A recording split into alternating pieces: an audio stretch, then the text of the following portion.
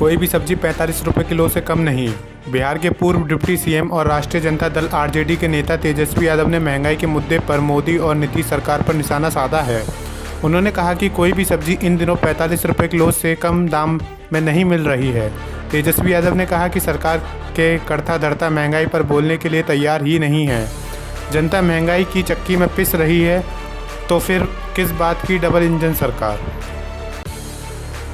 रुपौली उपचुनाव के प्रचार का आखिरी दिन, तेजस्वी यादव करेंगे बीमा भारती के समर्थन में रैली। बिहार के पूर्णिया जिले की रुपौली विधानसभा सीट पर उपचुनाव के प्रचार का शोर सोमवार शाम को थम जाएगा। पूर्व डिप्टी सीएम तेजस्वी यादव प्रचार के आखिरी दिन आरजेडी के प्रत्याशी बीमा भारती के समर्थन में रैली करने जा रहे हैं। में बाढ़ की आहट से बड़ी चिंता। नेपाल और उत्तर बिहार में भारी बारिश के बाद नदियां गंडक नदी में भारी उफान है और बाढ़ का खतरा मंडराने लगा है। मुख्यमंत्री नीतीश कुमार सोमवार को पश्चिम चंपारण, पूर्वी चंपारण और गोपालगंज जिलों में नदियों के बढ़ते जलस्तर का हवाई दौरा करेंगे। हेमंत सोरेन सरकार फ्लोर टेस्ट में पास, पक्ष में मिले 43 वोट। हेमंत सोरेन सरकार फ्लोर टेस्ट में पास हो गई है। फ्लोर टेस्ट में सोरेन सरकार को 45 विधायकों का समर्थन मिला है। वहीं प्रस्ताव के विपक्ष में 0 वोट मिले। कांग्रेस का मिशन 44 क्या देगा भाजपा को बड़ी टेंशन। हरियाणा के लोकसभा चुनाव में भले ही भाजपा को करारा झटका लगा है और उसे 5 सीटें ही हासिल हो सकी हैं, जबकि 2019 में उसे सभी 10 सीट पर जीत मिली थी।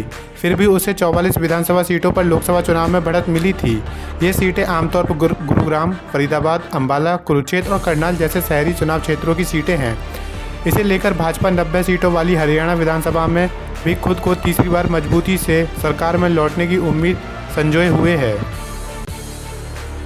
सुप्रीम कोर्ट की सुनवाई में बनियान पहनकर पहुंच गया शख्स। हाई कोर्ट से लेकर सुप्रीम कोर्ट तक कई बार ऐसे मामले सामने आ जाते हैं जिसे देखकर जज तक चौंक जाते हैं। इसी तरह सुप्रीम कोर्ट में सोमवार को जज तब भड़क गई जब एक शख्स बनियान पहन कोर्ट की सुनवाई में शामिल हो गया।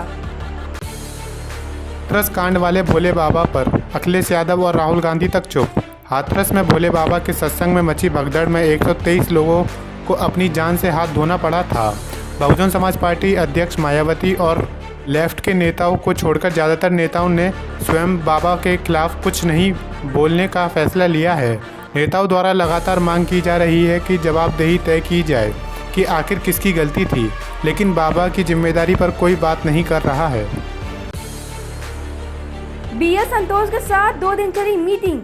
लोकसभा चुनाव में भाजपा को तीसरी बार सरकार बनने का मौका तो मिला, लेकिन यूपी से कम हुई सीटों में उसे बहुमत से दूर कर दिया।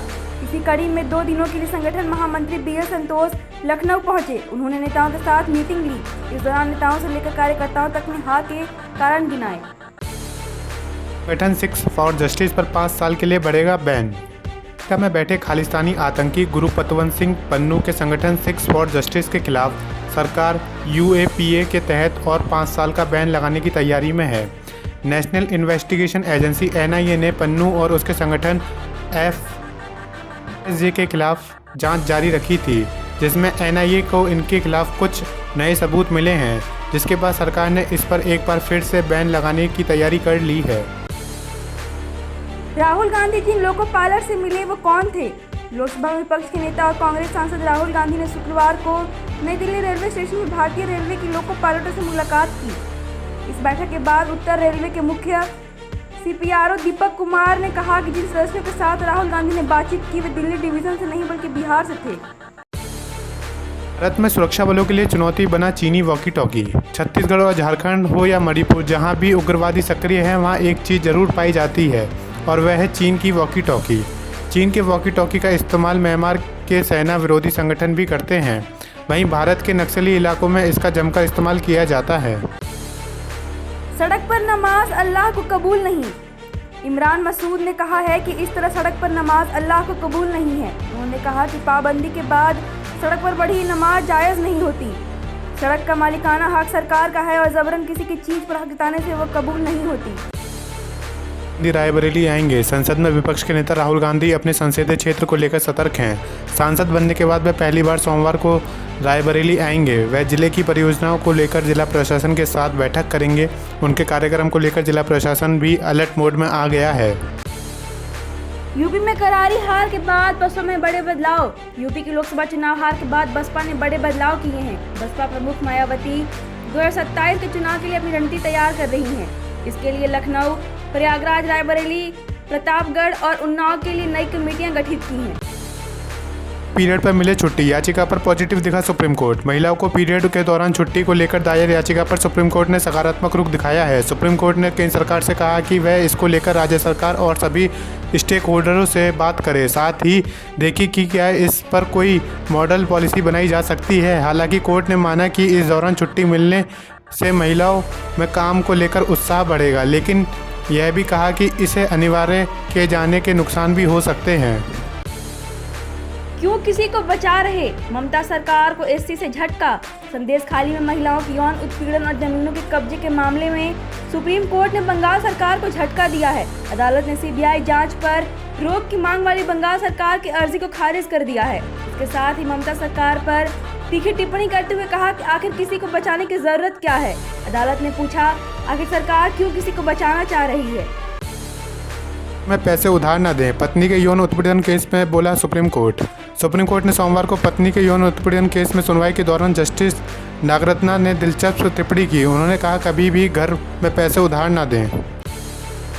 मणिपुर पहुंचे राहुल गांधी। लोकसभा विपक्ष के नेता और कांग्रेस सांसद राहुल गांधी सोमवार सुबह असम के कछार जिले में मणिपुर के जिरीबाम जिले के विस्थापित लोगों से मिलने पहुंचे। इसके बाद राहुल गांधी ने मणिपुर का भी दौरा किया। कांग्रेसी को भाजपा ने बनाया मंत्री, रामनिवास बने मोहन सरकार का हिस्सा। मध्य प्रदेश के कैबिनेट का दूसरा विस्तार हो गया है। पुराने कांग्रेसी को और हाल ही में भाजपा में शामिल हुए रामनिवास रावत को सोमवार को मंत्री बनाए गए हैं। उन्होंने कैबिनेट मंत्री के रूप में शपथ ली। राजभवन में राज्यपाल ने उन्हें पद और गोपनीयता की शपथ दिलाई। सिसोदिया ने फिर खटखटाया एससी का दरवाजा। आम आदमी पार्टी के वरिष्ठ नेता और दिल्ली के पूर्व उप मुख्यमंत्री मनीष सिसोदिया ने दिल्ली शराब नीति मामले में सुनवाई शुरू होने में देरी के खिलाफ सुप्रीम कोर्ट में शिकायत की है। वरिष्ठ वकील अभिषेक मनु सिंघवी ने सुप्रीम कोर्ट के सामने इस मामले को उठाया और तत्काल सुनवाई के लिए आग्रह किया। हरियाणा में जाट वोट बैंक पर सबकी नज़र। राजस्थान भाजपा के पूर्व प्रदेश अध्यक्ष सतीश पूनिया को बीजेपी आलाकमान ने हरियाणा का प्रभारी बनाया है।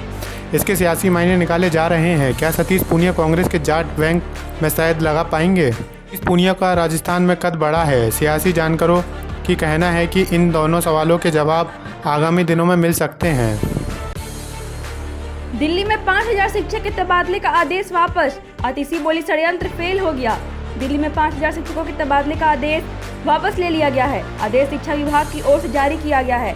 उन्होंने कहा, भाजपा ने दिल्ली की शिक्षा क्रांति को रोकने के लिए एलजी साहब के माध्यम से हजारों शिक्षकों को ट्रांसफर करवा दिए थे, लेकिन दिल्ली वालों के संघर्ष के कारण ये षड्यंत्र फेल हो गया। केजरीवाल की गिरफ्तारी सही या गलत? शराब घोटाले में ईडी एक्शन पर सुप्रीम कोर्ट का फैसला। दिल्ली के मुख्यमंत्री अरविंद केजरीवाल को शराब घोटाले से जुड़ा मनी लॉन्ड्रिंग केस में गिरफ्तार करना सही था या गलत, इसका फैसला सुप्रीम कोर्ट सुनाने जा रहा। प्रवर्तन निदेशालय की ओर से की गई गिरफ्तारी को केजरीवाल ने देश की सबसे बड़ी अदालत में चुनौती दी थी। दिल्ली में 5000 टीचर्स के ट्रांसफर होंगे रद्द। एलजी ने मुख्य सचिव और शिक्षा विभाग को दिया यह आदेश। दिल्ली सरकार के स्कूलों में बीते 2 जुलाई को 5000 टीचर्स के ट्रांसफर पर रोक लग सकती है। उपराज्यपाल ने रविवार को मुख्य सचिव और शिक्षा विभाग के तबादलों पर स्थगित रखने का सुझाव दिया। उधर शिक्षा मंत्री आतिशी ने कहा कि हम शुरू से कह रहे थे कि यह तबादले गलत है। बीजेपी को एक सीट भी आए तो दिल्ली चुनाव को लेकर आपकी भविष्यवाणी। दिल्ली में अगले साल विधानसभा चुनाव होने हैं। भारतीय जनता पार्टी इस बार दिल्ली में बरसों का अपना वनवास खत्म करना चाहती है और दिल्ली की कुर्सी पर कब्जे के लिए बेताब है। इस बीच अब आम आदमी पार्टी ने बड़ा दावा किया। आम आदमी पार्टी ने दावा किया है कि अगले साल दिल्ली विधानसभा चुनाव में बीजेपी को एक भी सीट मिल जाए तो बहुत है। अरविंद केजरीवाल वकीलों से एक्स्ट्रा मीटिंग चाहते हैं। दिल्ली के मुख्यमंत्री अरविंद केजरीवाल ने अपने वकीलों के साथ 2 अतिरिक्त बैठकों की मांग को लेकर दिल्ली हाई कोर्ट का रुख किया। कोर्ट ने तिहाड़ जेल अधिकारियों और ईडी से जवाब मांगा।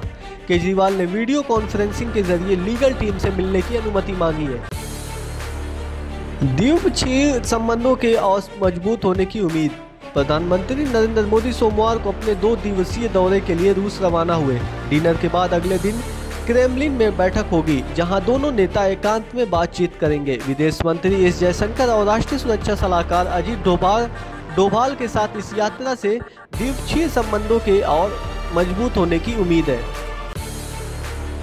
एग्जिट पोल के नतीजे आने पर फ्रांस में मचा उत्पात। फ्रांस की राजधानी पेरिस में प्रदर्शन के वीडियो सामने आए। हाल ही में हुए चुनाव के एग्जिट पोल में किसी भी पार्टी या गठबंधन को बहुमत नहीं मिला। नए पोल ने लेफ्टिस्ट गठबंधन ने राष्ट्रपति मैक्रों के गठबंधन को पीछे छोड़ दिया। किसी को भी बहुमत न मिलने से देश अनिश्चितता के दौर में चला गया है, जिससे अर्थव्यवस्था पर बुरा प्रभाव पड़ सकता है। जब रणवीर ने मां के पैरों में रख दिए थे 250 रुपये, रो पड़ी नीतू कपूर। नीतू कपूर का जन्मदिन 8 जुलाई को है। रणवीर कपूर अपनी मां नीतू कपूर के बहुत करीब हैं। उन्होंने अपनी पहली सैलरी, जो उन्हें प्रेम ग्रंथ के असिस्टेंट के तौर पर 250 रुपये मिली थी, अपनी मां के चरणों में अर्पित की थी। रणवीर ने एक इंटरव्यू में बताया था कि जब उन्होंने ऐसा किया तो नीतू कपूर रो पड़ी। यह रणवीर कपूर के जीवन का एक फिल्मी मोमेंट था। T20 world cup prize money में बीसीसीआई की कमाई। टीम इंडिया ने T20 वर्ल्ड कप 2024 जीतने के बाद बीसीसीआई ने 125 करोड़ रुपए की पुरस्कार राशि की घोषणा की थी। यह राशि खिलाड़ियों, स्टाफ और चयनकर्ताओं के बीच वितरित की जाएगी। रिपोर्ट्स के अनुसार 15 खिलाड़ियों और कोच राहुल द्रविड़ को 5-5 करोड़ रुपए मिलेंगे।